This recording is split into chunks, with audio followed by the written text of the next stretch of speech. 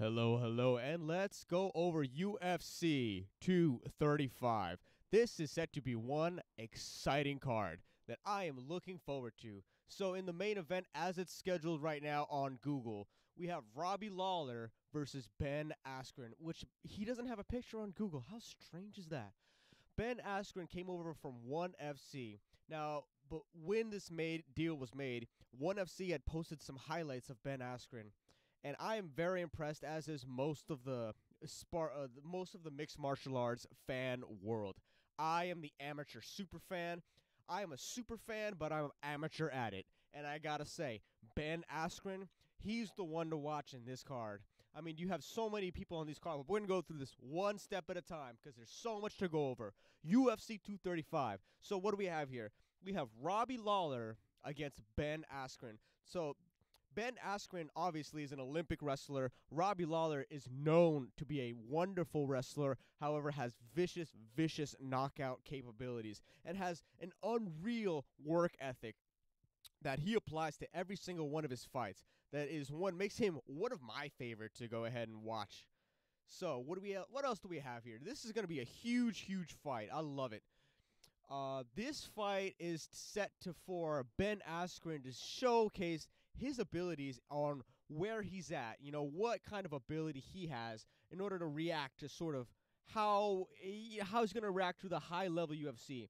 No one is saying that he's not high-level MMA, but we are saying that we have not seen him in the UFC with this particular set of rules, because in ONE FC it's different rules. There's less weight cutting. Ooh, look at that. Less weight cutting, because they schedule it all differently. It's fascinating to watch. But Ben Askren has not been tested under the UFC banner, and what we find is that when a lot of people come over from other different organizations into the UFC, they have sort of a transition period where things just may not be as smooth or as cohesive as it could have been in other organizations. Take, for example, my personal favorite atom weight of all time. Her name is Michelle Watterson. You may have heard of her. She was a champion in Invicta, 105 champion.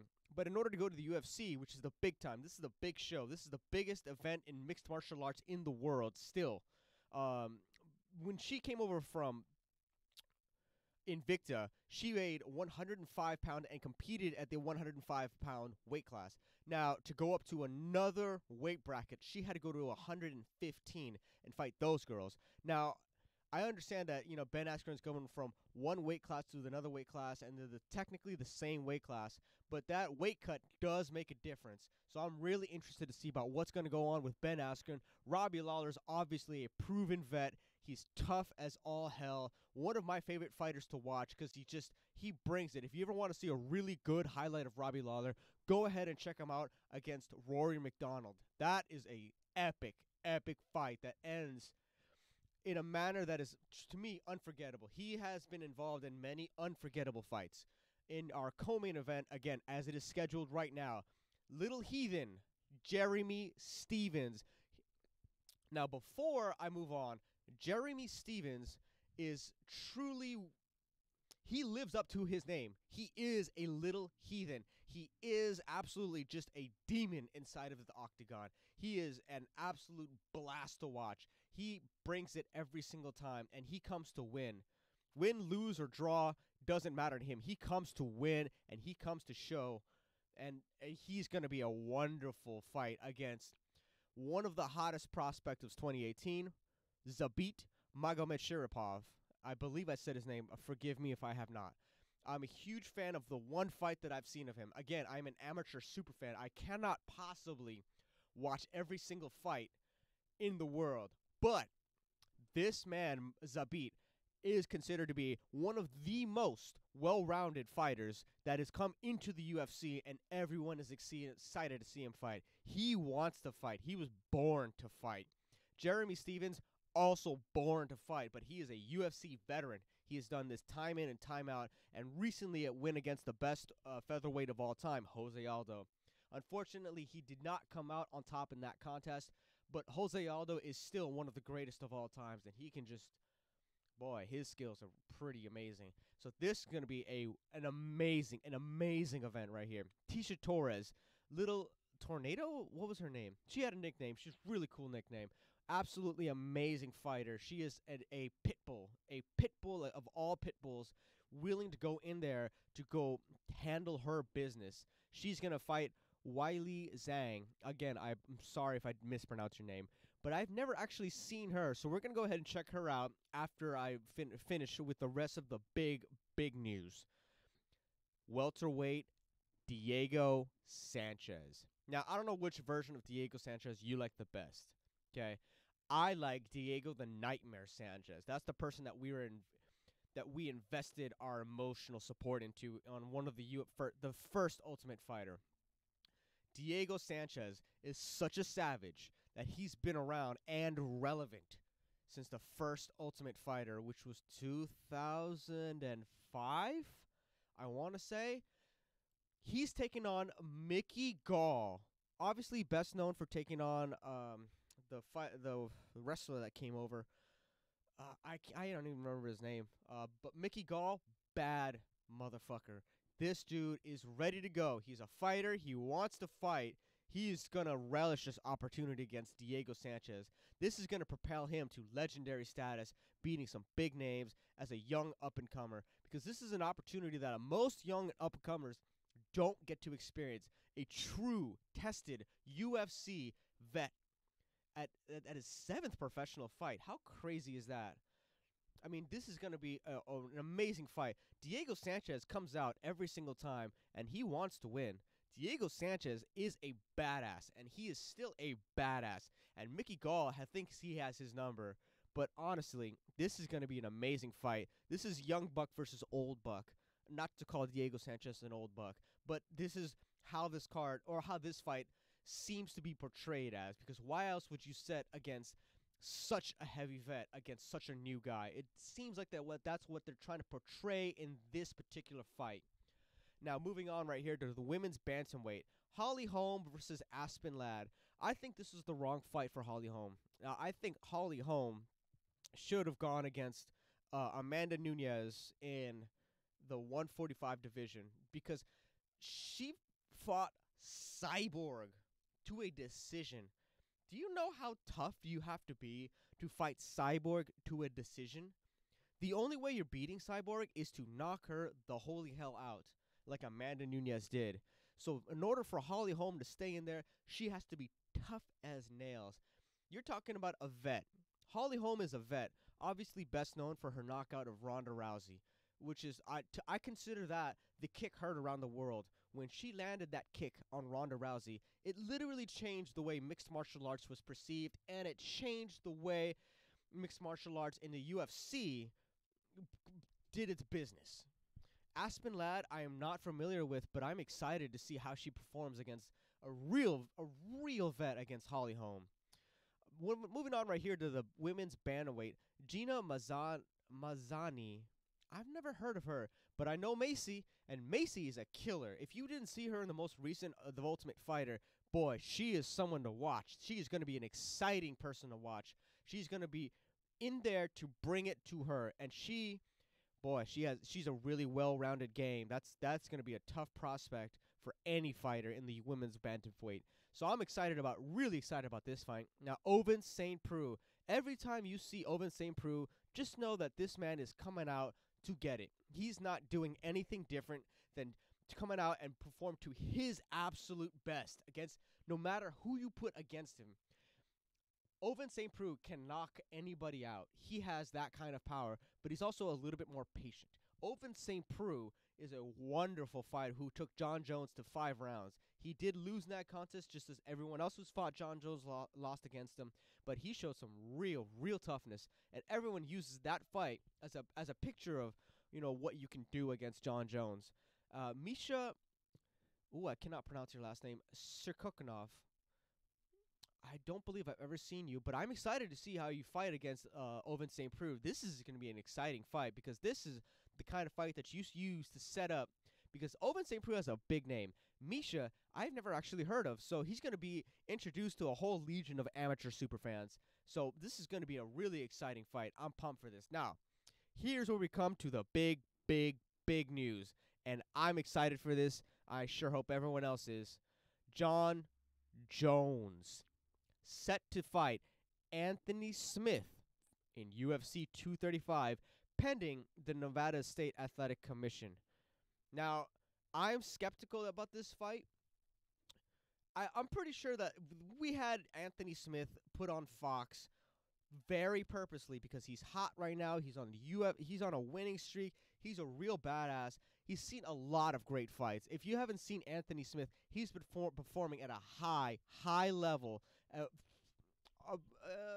see. What was the last fight that I saw of him that was the most notable? Anthony Smith, I believe he fought Tyson. What's his face? Oh man, he's been in so many good fights. You know what?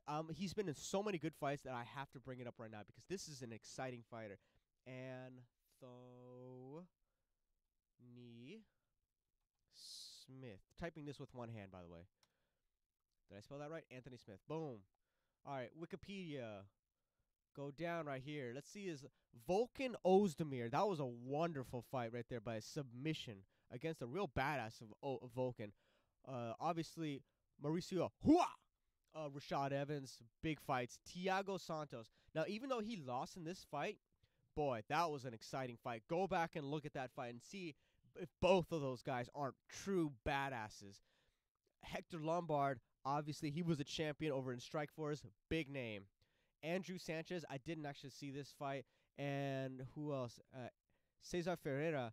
Ooh, he's a tough dude, man. I wouldn't find anybody. But these guys that's a big name. That's not somebody you ever want to mess with. But obviously, this is where the recognition comes in from the last 5 fights. Hector Lombard, huge name. Thiago Santos, please check out Thiago Santos. One of the best badasses. Rashad Evans, legend in the game. Mauricio Hua, legend in the game. Volkan Ozdemir just fought against for a title against Daniel Cormier.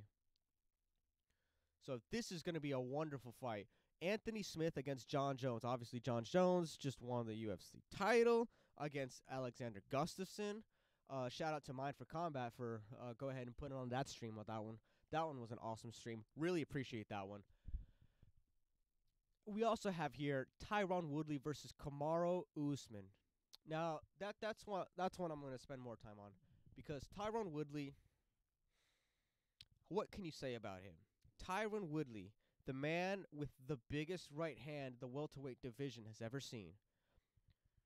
The man whose wrestling skills is so impeccable that no wrestler or even someone as high level of grappling as Damian Maia could put him out. Now, I mean, he has been put out before. You know, Tyron Woodley is not invincible, but he is damn near close to as you can get, especially in this final form. Because in this form, he's taking a lot of money in, but he's taking a lot of money out, and he's doing everything he possibly can to make sure that his vehicle, his body, is at absolute 100% tip-top condition. He is doing everything to prove not that he's a champion, that he is a legendary fighter, that you will only see someone as Tyron Woodley once in your life. Tyron Woodley is so dedicated to the craft that he will spend every waking moment in a fight camp dedicated to it. I'm talking every single. If you have a chance, check out his fight camps, his champ camps. It's on YouTube. It's free. He's a rapper who has legit bars. I mean, he's not like the most skilled because that's not something he dedicated himself to, but his bars are damn accurate. Well, he's talking about obviously beating ass. I was actually excited to see him against Colby Covington because Colby Covington has talked a lot of massive shit, and he managed to get his way all the way to a title shot, and he won. He was an interim champion of the UFC, something that no one else can ever take away from him. He was an interim. I mean, Dana White, I guess, kind of did by snubbing him on that one shot. I don't know why. You know, I'm not a politics kind of person. I'm just a fan of the fights. I'm not a huge fan of all fighters, but Tyron Woodley is such a cerebral fighter. If you look back on his 2 fights against Wonderboy Thompson, shout out to Wonderboy Thompson for being one of the coolest stand-up strikers of all time. Wonderboy Thompson was such a feared athlete that he went on such a long winning streak, knocking everybody the hell out. What did Tyron Woodley do? He buckled down. He worked hard. He did every single thing possible to prepare himself about how he's going to deal with a style that was undealable. I mean, it was only up until recently that we were finally able to see the cracks in Tyron Woodley and cracks in Wonderboy Thompson. I mean, that's what I meant to say. That was only up until recently because those two huge shots that he landed on Wonderboy changed the way that he fought. I think that fundamentally changed it because in that fight it was so much about positioning. What I love about mixed martial arts is the way that someone can position themselves for success, because it's all about that. It's not about how hard you can punch, even though Tyron Wood is one of the hardest punches that I've ever seen. It's not about how well you can set up a shot. It's your execution of it.